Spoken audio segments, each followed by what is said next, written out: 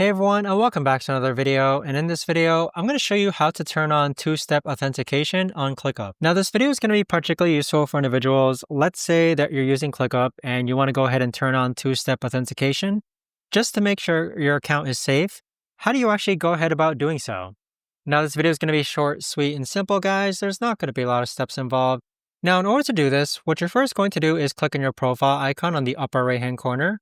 Then go ahead and click on Settings. And then from here, you see some blurred out information, but you're going to scroll all the way down and you're going to see this section called two-factor authentication. You can either do a text message two-step or you can do an authenticator app two-step. But either way, this is going to make sure that your account is secure by enabling two-factor authentication. But there you have it, guys. That right there is the best and easiest way that I know of to actually go ahead and turn on two-factor authentication on ClickUp. If you guys know of a better or easier way to actually do this, let me know in the comments down below. I would love to know. Thanks so much for watching, everyone, and I'll see you guys all in the next video.